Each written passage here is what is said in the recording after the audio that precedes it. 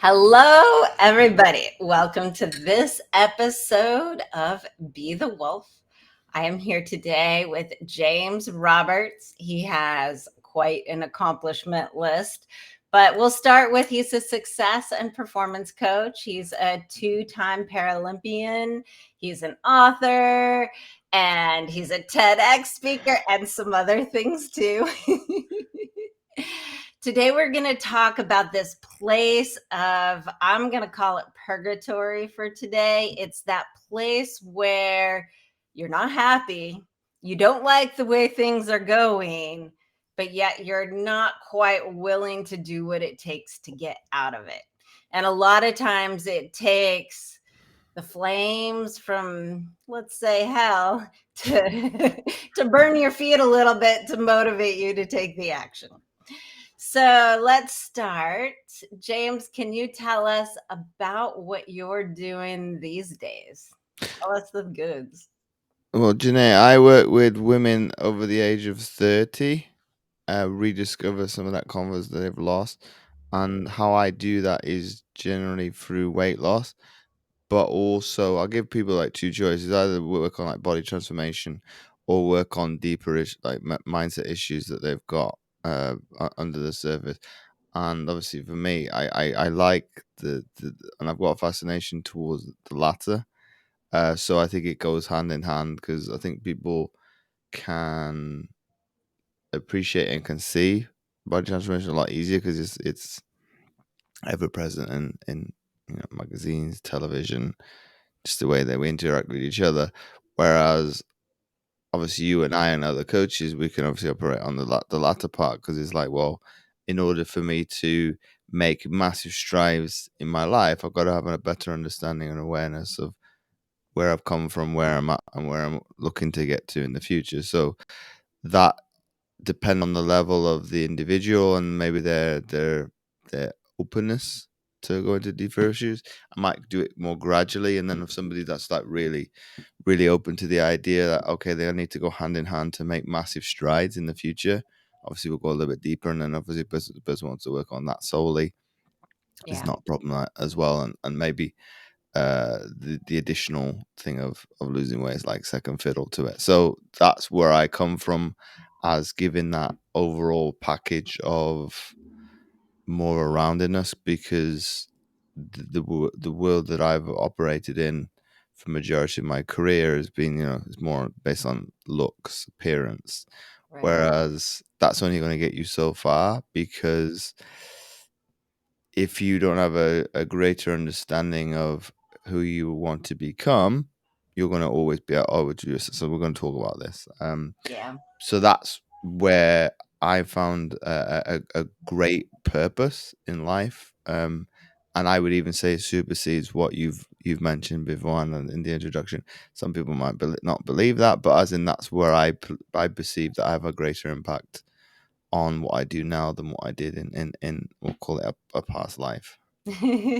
Well, and it's so true. Just this idea of weight loss, right? We're especially as women, like we have to be skinny and we have to be for all these different reasons. When you don't understand why you have to be skinny in your mind, that's one thing. If you don't understand what the mindset is such a big piece of it. And this is why people go back and forth. I can hold it together. I can hold it together, get through this diet, lose the weight, work out.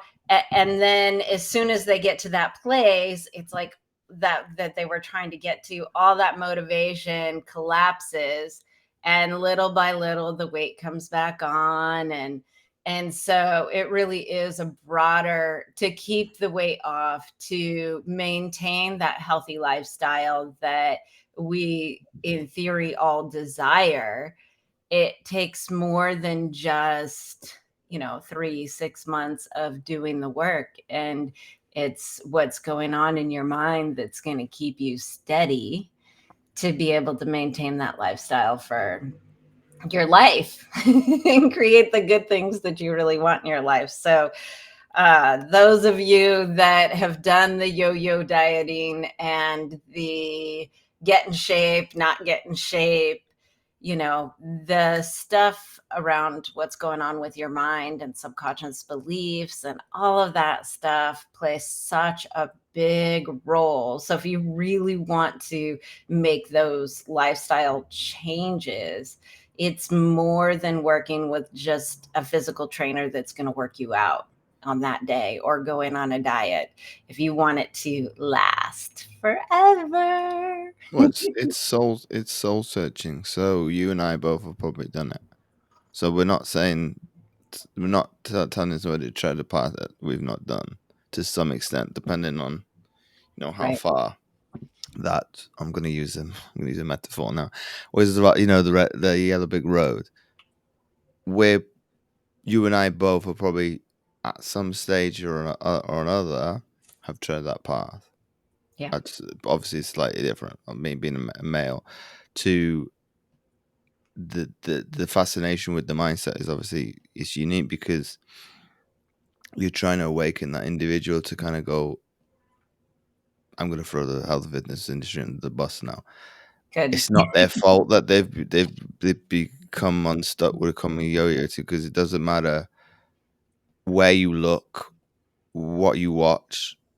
There's information that's kind of misguiding individuals to make decisions that are predicated on emotion. So it doesn't matter if it's Weight Watchers, Slimming World. I can name hundreds of diets. Right. They're gonna work for some people. They're not gonna work for others, and it's not taking shame or guilt on yourself to kind of go, "Oh, this diet doesn't work for me, so I'm the root cause of the problem." The path that you've taken might not have been the right one for you. It's Right. as simple as that. So I'm gonna take some of that burden today and say that responsibility is rested at my feet. It's obviously that's not fair because ultimately I can't take credit for things of the whole industry that are bad. But as in just to give some context for people to kind of go, it's not your fault for why this or that hasn't worked in the past. But what hopefully this episode today will give you is to change that perspective to kind of go, okay, it's not worked in that route. Why can't I pivot to do something else? And to not have to resort to worst case scenario of getting to purgatory or getting to the last result and you've got nothing left to go. To kind of be, I don't necessarily have to hit rock bottom. Some people might do because then it's a Right. wake up call, but I don't have to hit wake up call because somebody else did. I can go here, I can do that, make subtle changes with diet based on what I want. So Right. a why component is a very very important. With what I'll get at because then I can see where the individual is coming from, where are their anchor points. So Mm. if they do have a setback or adverse moment, because we're all going to have those, no Yep. matter what we do, the pain and suffering is just around the corner. So we might as well enjoy the good times, however long they last. Obviously, we would love them to last forever, but that doesn't happen. But by doing that anchorment to why it's important to an individual, you have something that gives you an individualistic approach or personalized approach that you could have the same goal as you or I, Right. but your anchor points are completely different. So they're going to depend on the individual as, okay, I've come off a call this afternoon of the lady in question wanted to be a better mother, but she was putting herself second to everything else. You can't do that because ultimately, if you want to be a better person in one aspect, you need to be a better version of yourself across the board. So Yep. that's you can't play second fiddle to everybody else because you're telling me that you're unworthy or undeserving of having that, which I think a lot of ladies do. That men don't have a problem with that. I can assure you that, as it doesn't matter if it's your spouse, your boyfriend, whoever. If I wanted to do something, I would do it, and then obviously speaking to, I can talk to my mother about this because it's quite funny. But she will say that the males have no problem going to the golf range, going with their buddies, and the other parents left to look after the kids. Hmm. That's technically not fair, because ultimately, why can then you, if you were then in their shoes, uh, you have to. So it's that approach to emotions. Obviously, men need to give a little bit more, because it's like, well, if the lady in question in your life is allowing you to do things that you want to do, why can't she have some of that luxury as well? So it's almost to, through my own personal experience, so give some people some context as to why I come to that realize myself. It's because my grandmother, my aunt brought me up, so I've got more of a maternal instinct to Right. kind of be more in tuned with the feminine energy, to kind of go, okay, I can do this, but there's going to be a cost, as somebody's going to have to take the burden of that. But if I was in their shoes, okay, it's a parental duty for the father, to do the same, to look after the kid, to want to do it. Obviously, some fathers don't want to do that. So it's like, well, you can't have your cake and eat it. So that's It where it's trying to give the women in question to kind of go, well, why is it that you feel that you're undeserving? Why do you not think you're worthy of having? Because ultimately, I would say that you are, because if you want to change, why is, in your mind, this future unrealistic? Or why are you so pessimistic to not achieve it? To almost like have them question that belief in the moment, to kind of go, well, do I truly believe? Because I don't, and I'm the coach, to kind of go, well, why are you not allowing yourself to have something that you want to, based on X, Y, Z?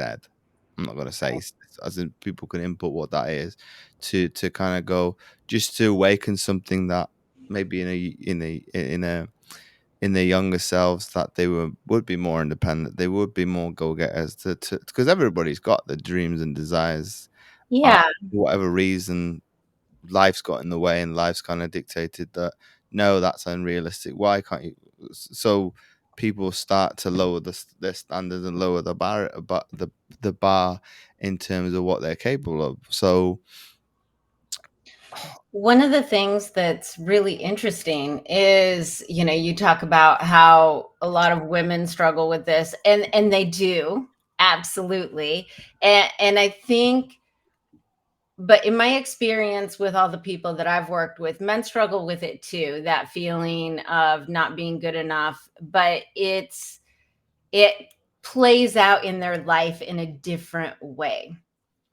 And one of the reasons why I love sharing stories is because we get to sort of see ourselves in other people's experiences.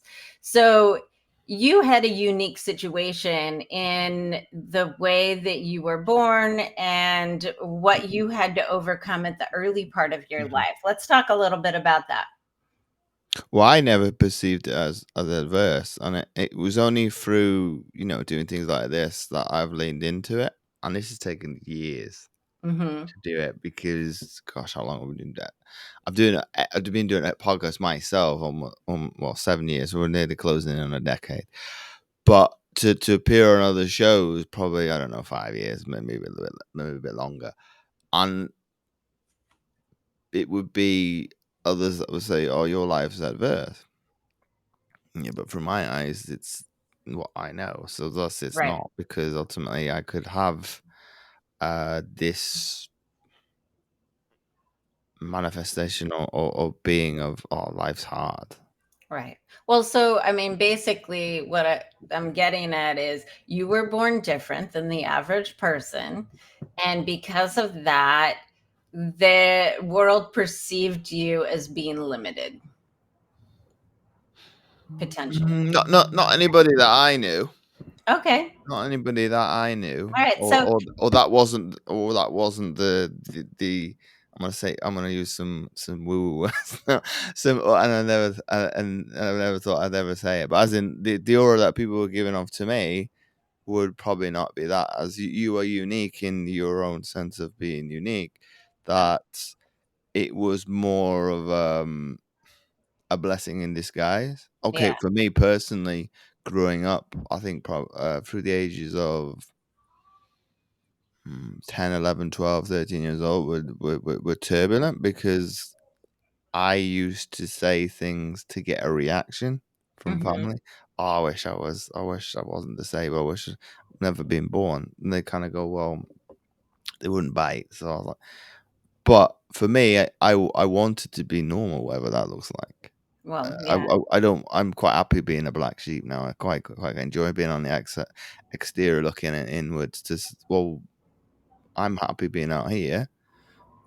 If you want to join me and then you get a different outlook on life, that's fine.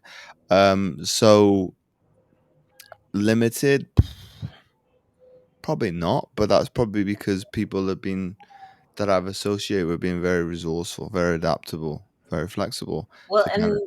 and that what's beautiful about that is the fact that so many people that might be born with a disability or born with something quote different than the average person would Mhm, start to look at the world and look at themselves as if they're not good enough, they're not worthy of, they're less than other people.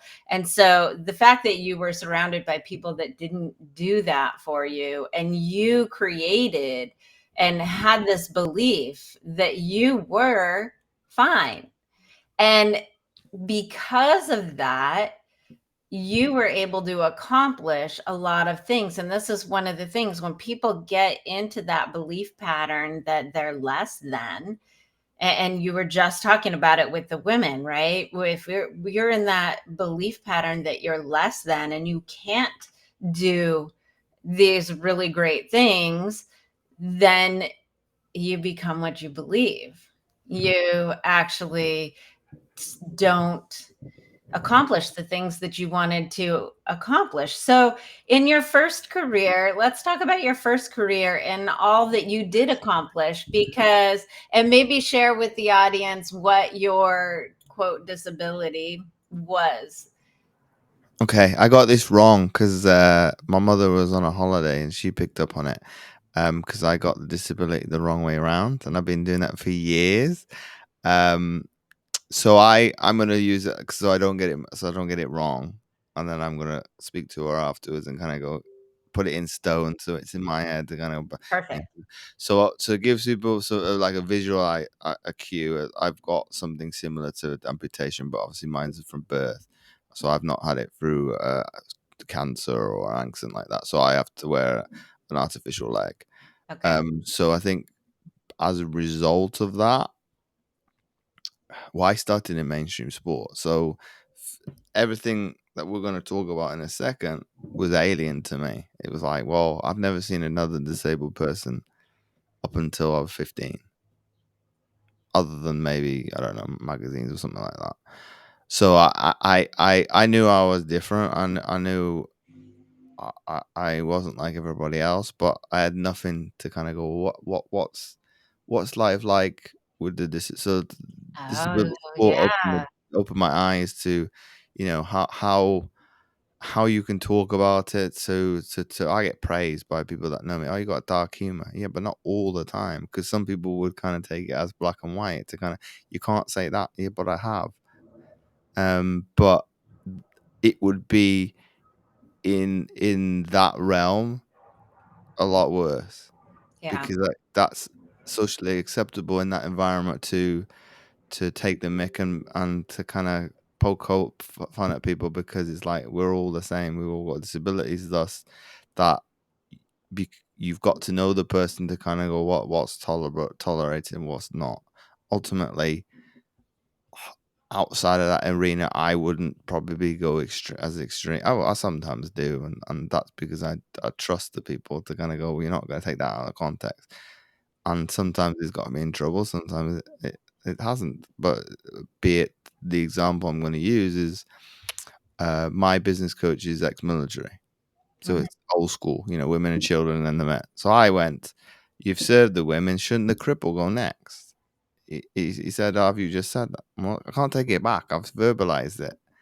But the shock in people's eyes was unbelievable. It's like, has he just? It's like, yeah, but no, that's me. That though you know that's me joking a little bit to kind of go, okay, maybe could have said a little bit lightheartedly, a little bit more. I don't know how I'd do it even to this point because it's a couple of years ago, but that's what I believe to kind of go. Well, that's acceptable. That okay, if you guys would know me a little bit more, you would know I'd be that way inclined sometimes to kind of go just as a joke.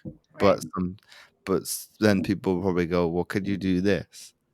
No, because I've laughed about it. I could have a stern face and be able to deliver something, and people wouldn't be able to tell if I was joking or not. But as in that's the reasoning of it. But I think because of being in the realms of disability, that's become tolerant. Because when I walked into that world at 16, it's like, oh, you surely can't say.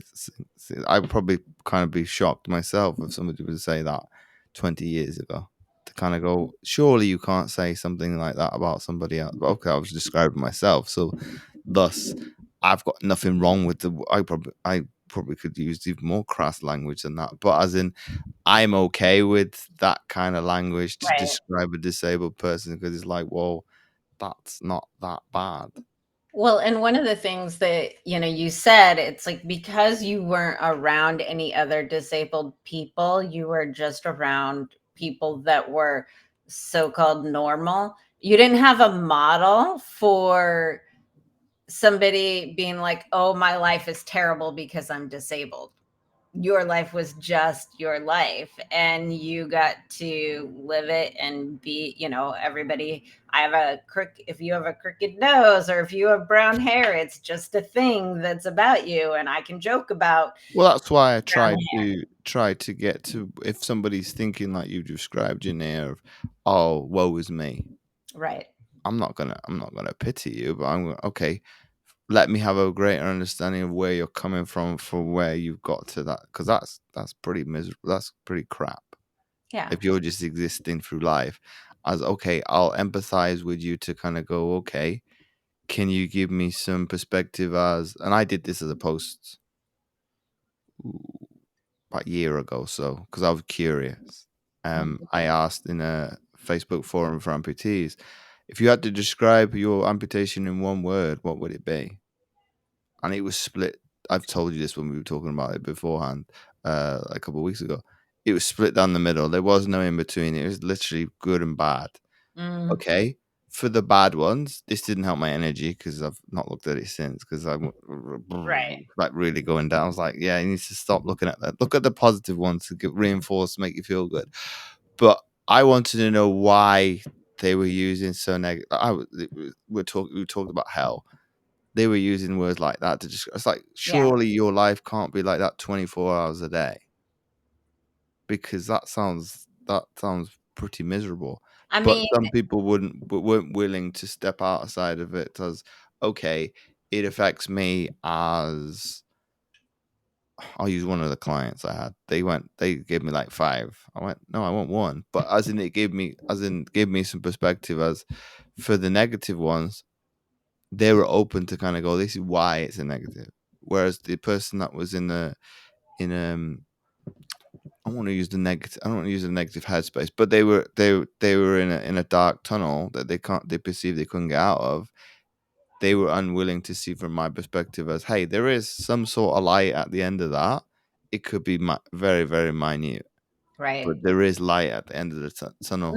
that's very much that idea of purgatory, right? Purgatory is that space between, right? You're not necessarily maybe all in the flames of, this terrible place, the 100% like buried in flame.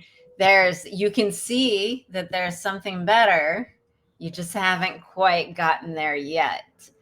And so when I love that you saw that so clearly, asking that, asking, what's your life like? And it was clear cut, like black and white, good or bad, and such a valuable insight into people's mindset. And I wondered too, because so much of that feeling less than comes from feeling like you're missing something. And because you were born Mhm. with your disability, you didn't lose a limb. I wonder if that really plays into the powerful mindset, because you've always been whole. Whereas somebody Well, else, technically not, but I know where you're coming from. right, but you've been as you've always been. You don't have this experience of having a limb that you lost. Mm. And so the other, amputees that it happened to them because of whatever reason it happened, they had this thing and now they don't have it. And I could see how that might really lead to that feeling of being less than, because they are less than they were born, than what they were born with. But you did a lot of really powerful, successful things in the first half of in your first career life. So let's talk a little bit about what you accomplished in this place of be having this mindset that you are whole and that you are strong enough to do anything. Tell me about what you actually accomplished. Oh gosh, that's a great question. I think because I was naive ish, that's how I would look at life probably 25 years ago. That it was a ladder I wanted to climb. So it doesn't matter how big the rungs were between the steps. It was like, well, I want to get to the top of this. Don't know how I'm gonna do it, but because that environment is cultivated on the same mindset of I'm going to use success, even though it's probably not the right word, as in the direction that everybody wants to go in is in the same direction, it's positive. As in, Hmm. okay, the environment is very toxic as well, but as in everybody's pulling in the same direction. Right. Everybody that's in your corner wants the best for you. I'm not saying in sport, probably if you were a competitor of mine, I would not want you to succeed. I'll do everything in my power to make that not happen. But in terms of that, it was make the national team at like 16. I made our national development program within the space of 18 months. So it was like a massive meteoric rise, very very quickly. To okay, what's the next step?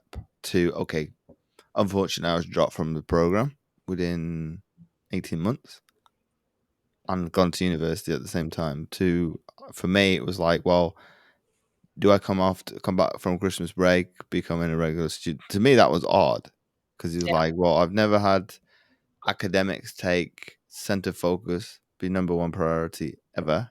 It was always sports. It was always sports paid. I'll say I'll be generous, say 60-40. It's probably higher than that, but Uh-huh. the centerpiece was always the sport. As in, I could probably have excelled better in the classroom than I did. It's probably why I do what I do now, to kind of what I want to learn Right. to be able to advance myself, and if I can give that knowledge to people as a direct result, as a byproduct, it's fine. I want to know the information for myself. So if I come back to what we were discussing, it was for me. It was learning from other people that were around me. Okay, how did you get to the Paralympics? Da, da, da, da. So everybody's story is slightly different. Right. It was almost a fascination of, well, I'm gonna almost be like your little brother or little sister. I'm gonna follow you around. I'm gonna learn everything and soak up every bit of information that I can.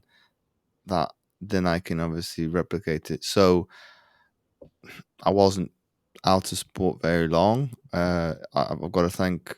Well, he's no longer alive. He died just before the new year, last year, and he was more of an uncle to me than a performance director. He would always look out for me, always asking mother how I was doing. Uh, Oh, probably spoke to me a lot on the phone as okay.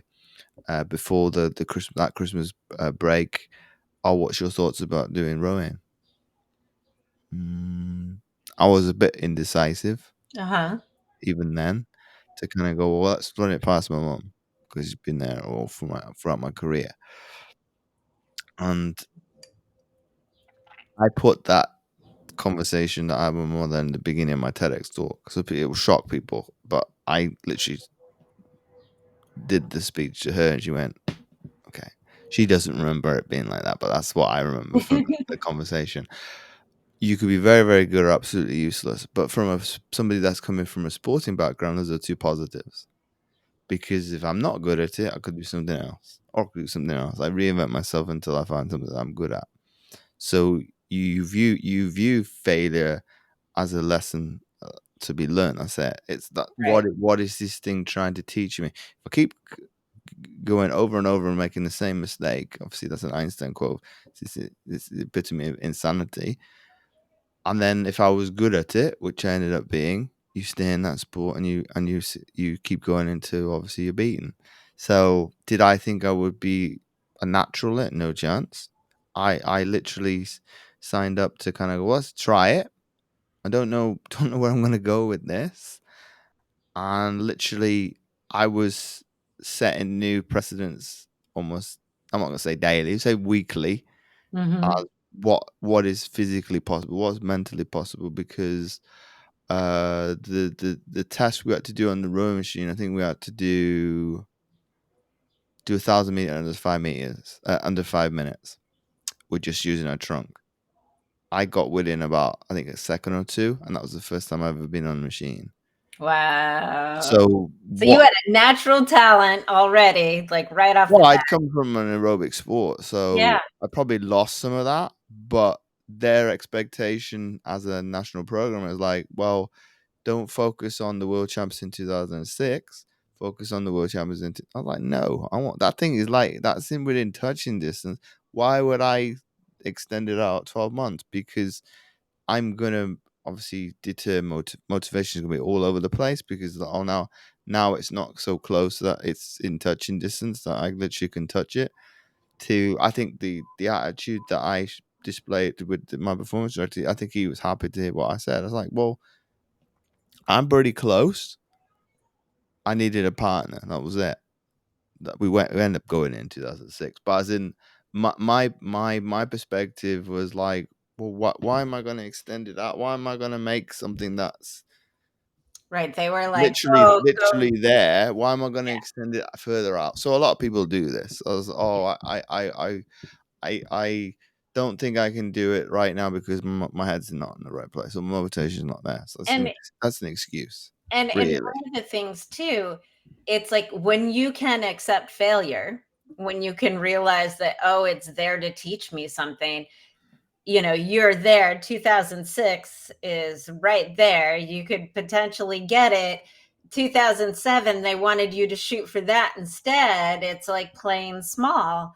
But because you did not have the mindset that failure like would demolish you and send you down to purgatory, Well, basically, I think you in fact, you can shoot for that shorter yeah. goal, and if you don't get it, you just know you keep pivoting and working Oh to no, I had the the next belief in thing. myself that I probably would make it.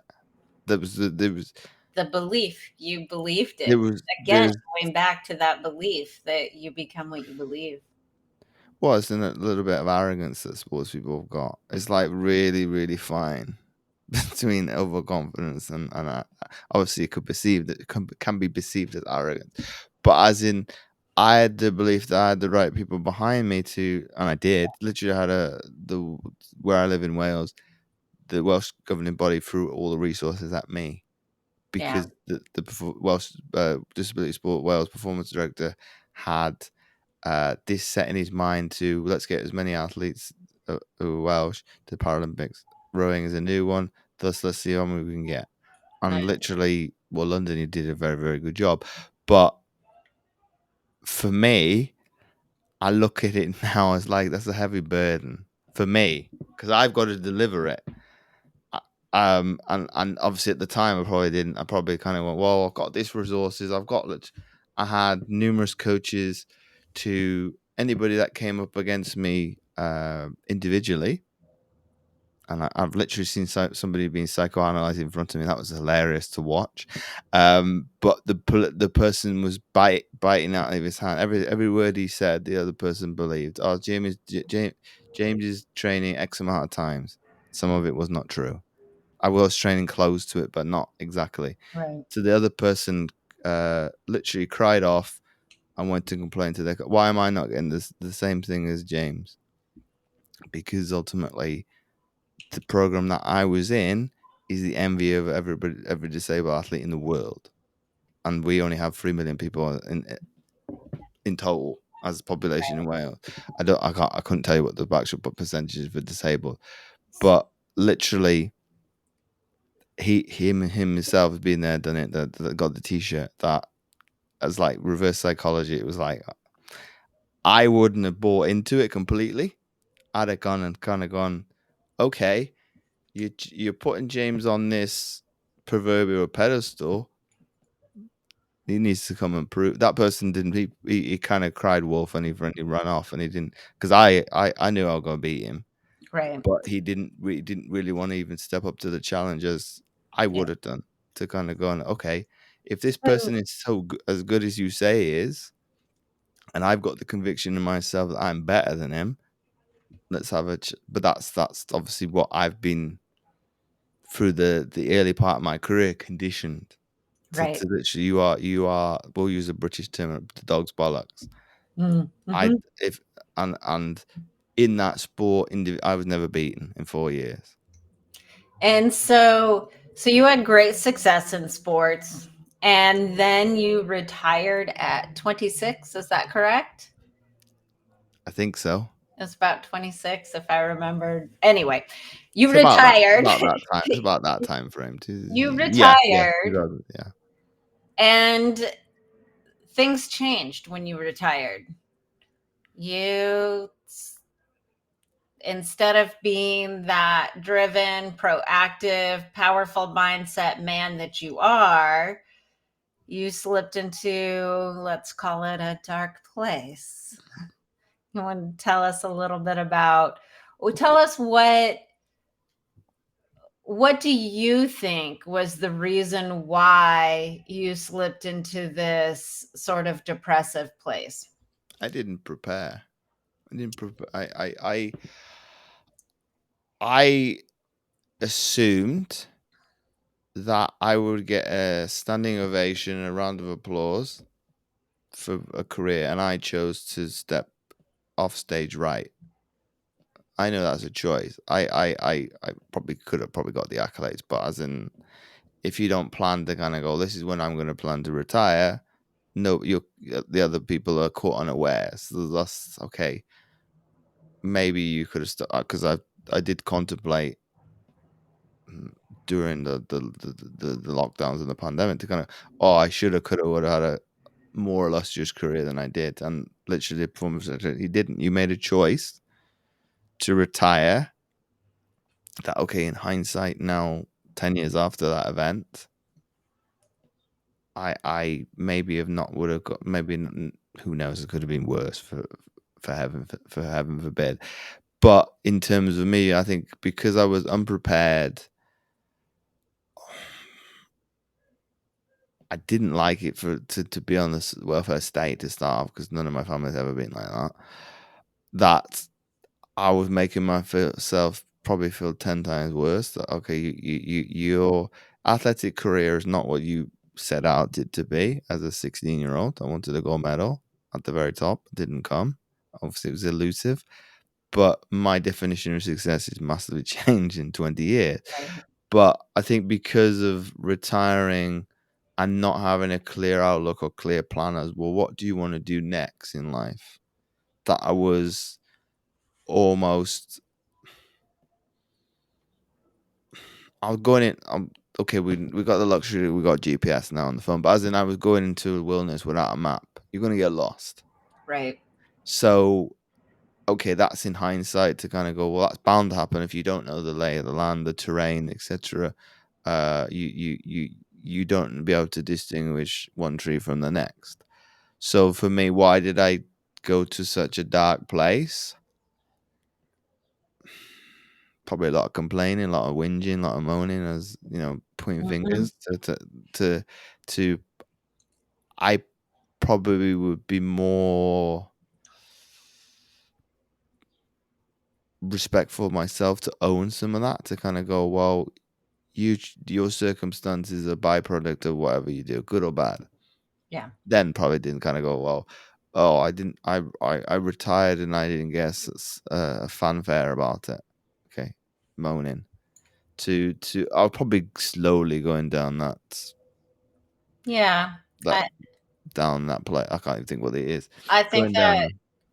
I think that place, that dark place that people get to, it doesn't happen overnight. And you're right, when you don't have a plan, when you don't have an idea of where you want to go, it's real easy to just sit in the muck and sort of be in this place. So you were on the welfare state, which nobody in your family had ever been on. So that's kind of this place of not feeling so great about yourself and not knowing what you want to do. And I think a lot of people can relate, like if they lose a job and they don't really know what they want to do. One of my old clients, he lost his job of 18 years and he had a decent severance package, but didn't know what he wanted to do and didn't want to end up with another terrible job. So he just sort of stayed stuck until his severance was pretty much running out. And then,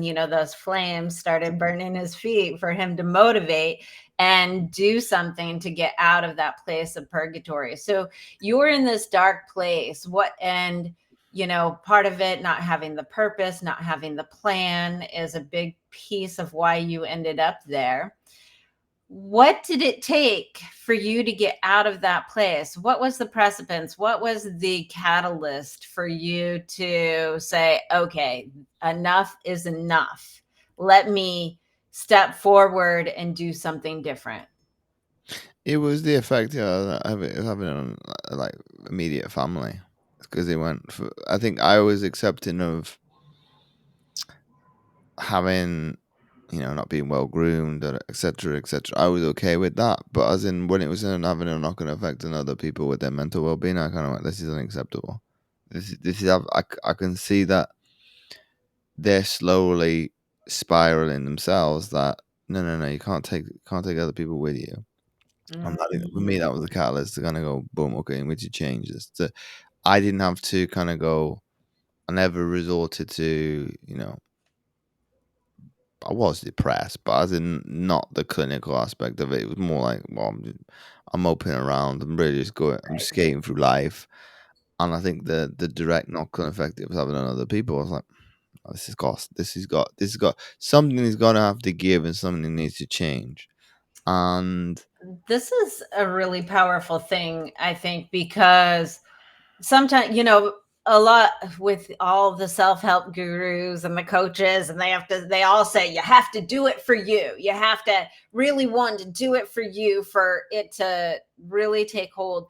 And well, that's true, like you've got to want to do it for you for it to be a long-term change and effect. But sometimes when you're in that place, when you're sort of in the muck, in that purgatory sort of place, sometimes it's the way things are affecting other people that is the motivation for us to do it, or you don't want to let somebody else down. Or so, a lot of people will say that's a bad thing, but I really think sometimes when you're in that place, whatever it is to get you to take the first step is a good thing. And it doesn't matter necessarily if it's 100% totally for you. If it's like, you know, 20% for you, 80% for somebody else, and it's what gets the ball rolling, then that's okay. There's There's no need to feel bad about that. And I know some people like point the finger and say, well, that's not the way it should be. Whatever gets you to take the first step, because I know, and I've seen thousands of times, is sometimes that's all it need is you take the first step, and then you start going and you start to comes back to wanting to do it for you. How was it for you once you took the first step?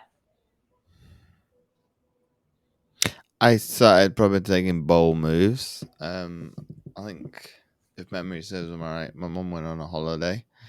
Even back then, to she'd planted the seed of me getting into coaching a long time Mm. ago, and I went, nah. I wasn't ready back then because the mindset I had as an athlete.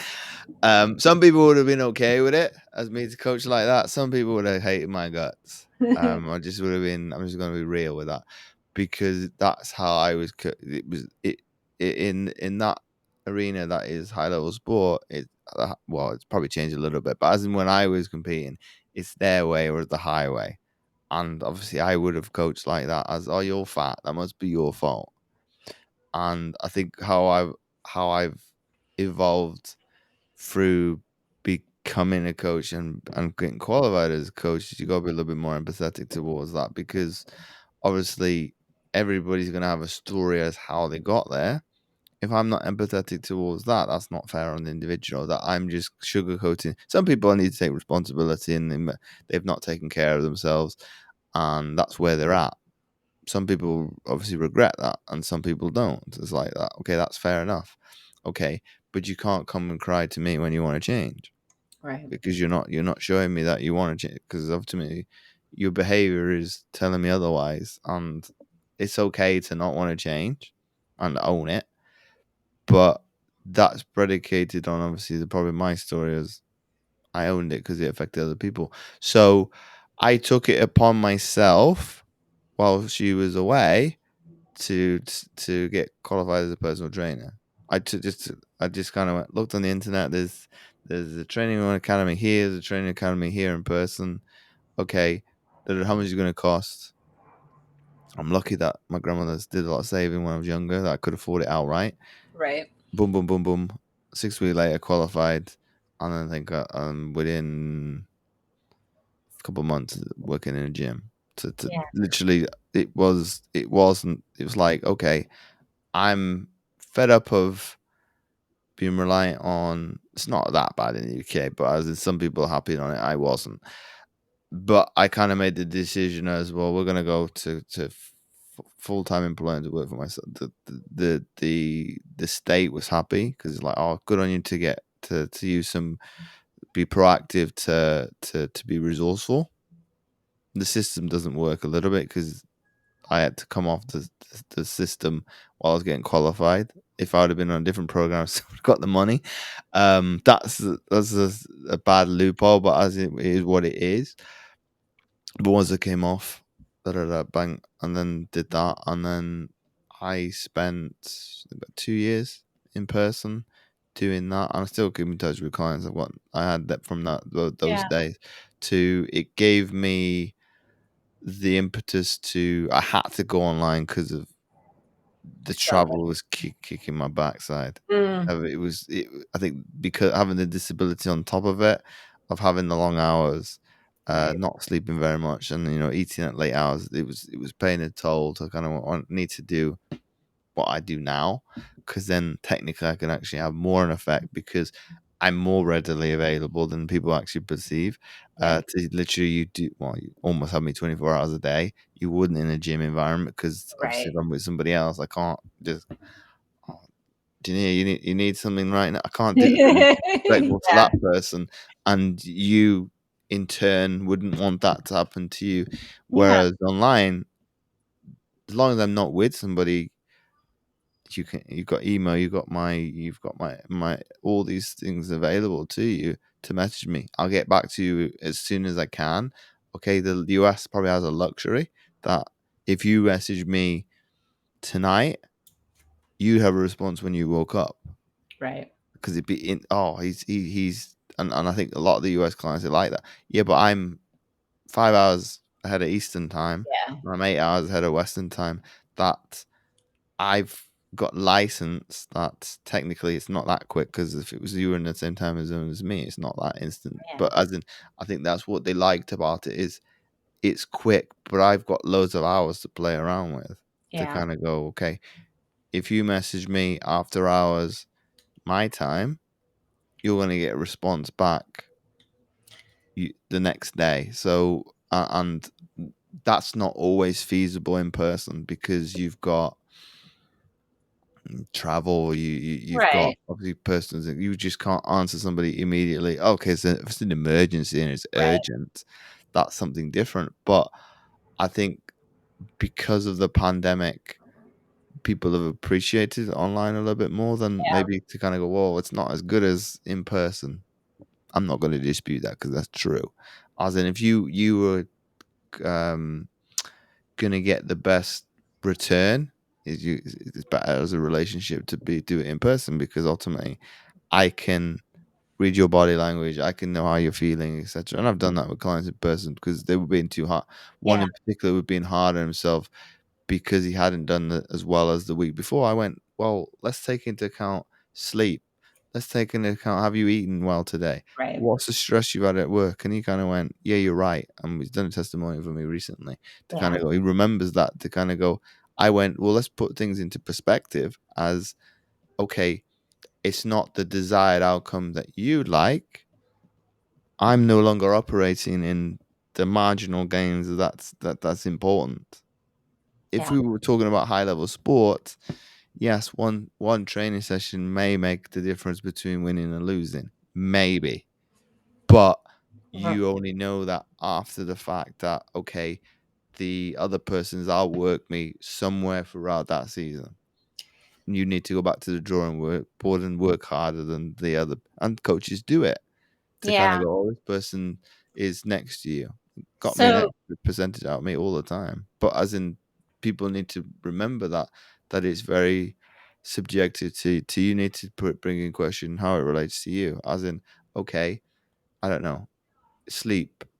How old are your kids? You say all these factors come into play as going to right. have a bearing on um, your overall result of hormones for women. Men a little bit less so, but as in for women, you know, are you menopausal? Are you before?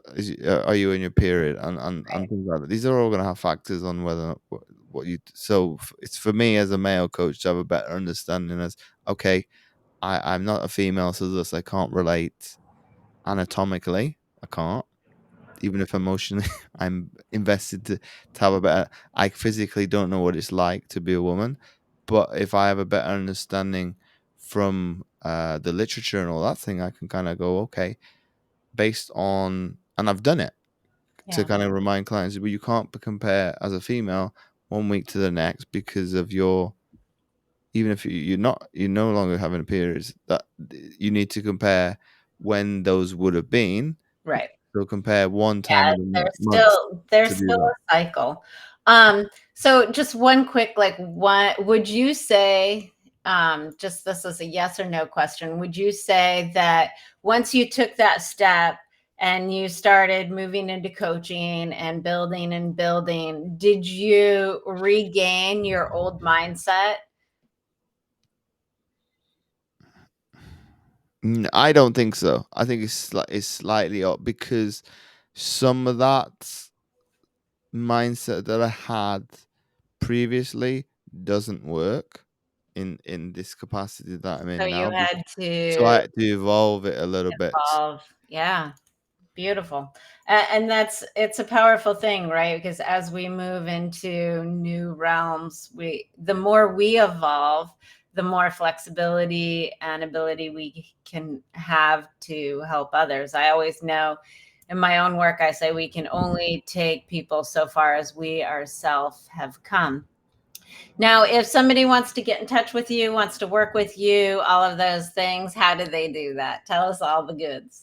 You can get in touch with me. Social media is probably a better one because then you can actually ask me questions to be able to go whatever it is. It's something we discussed today, and then it gives you gives you license to kind of go what content's already out there. If you wanted to speed up that process, obviously go to my website, and then the booking procedures all there to book in with to have a 30-minute call. I'll deep dive to see what you've tried, why is it important for you to get to the goal, to kind of go Yeah. to see if and how I can actually help. If I can't, obviously I'd signpost somebody to direct competitor. I've got no problem in doing that, to kind of go based on what you've information you've given me. I think this individual that I know, so I've already vetted them for you, would be better suited for you. And obviously it's only hooking up the connection, and obviously you as a person to vet them yourself, to kind of no, I relate more with James. I think I'll come back. I'll hold up my hand up and kind of go, okay, that's fine.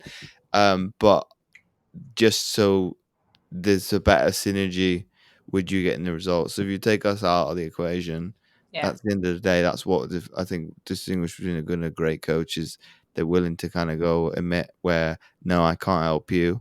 I think you do better with somebody else, or I think you aren't best suited right now for coaching. I'm more than happy for you to come back in a couple of weeks, couple of months. But here's some free resources in the meantime that I think is going to help you.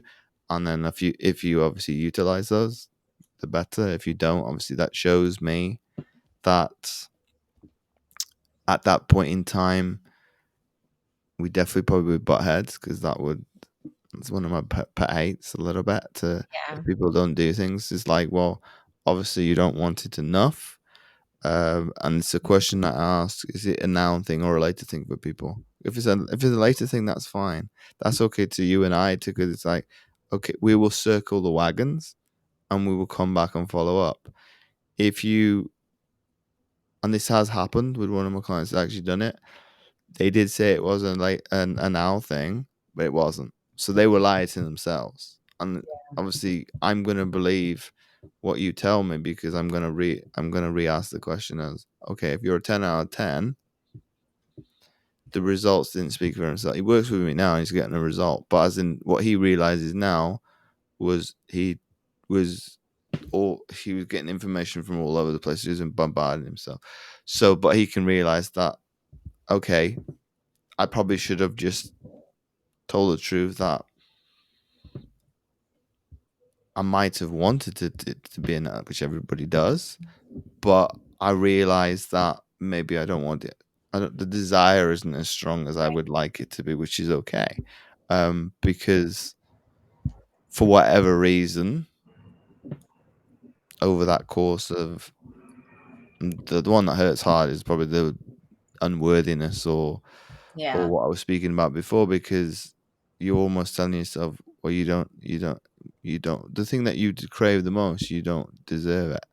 Well, But and that that's obviously a belief system.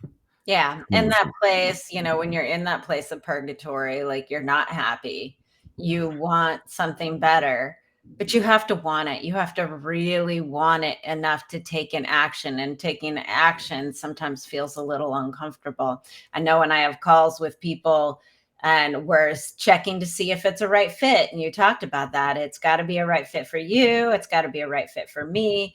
And it's, one of those things is somebody has to be committed to actually doing the work to get the result, because you'll get some results by half-assing it, but if you're spending the money and you're taking the time, you don't get the time back. You can always make more money, you never get the time back. So it's important to step in, and whether it's for you or for somebody else, because maybe it's that first step that gets you going. But there's got to be some drive for you underneath that as well.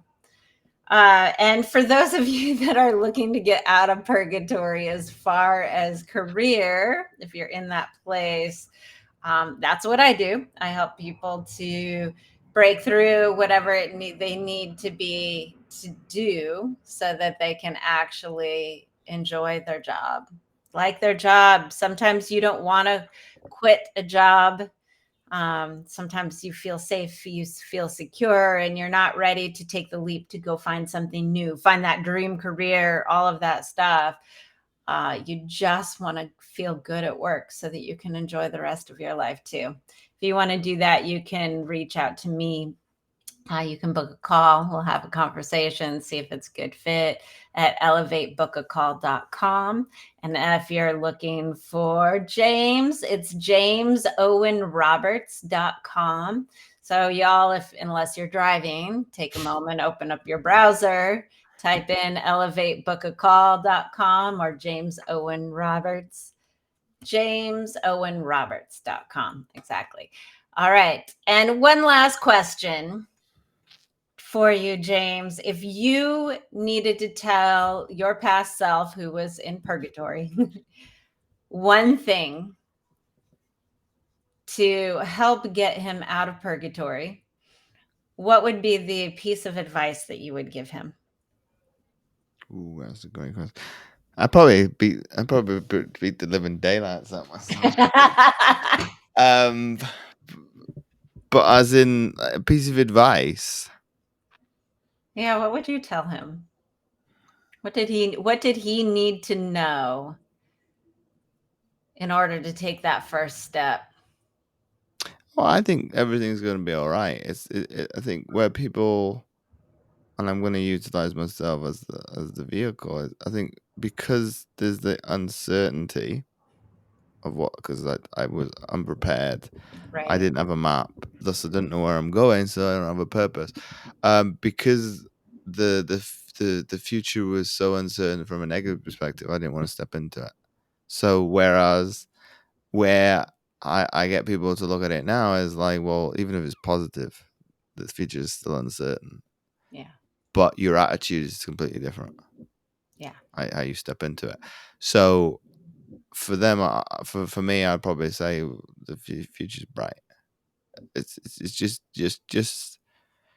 have the conviction that what you had before, what you have in the future, that if you work, I work hard, and I know what hard work is. So you work hard, and things will fall into place. It's just obviously subjective as what that looks like, but as in just have the willingness to Knowing it's going to be be okay. okay, That's which huge.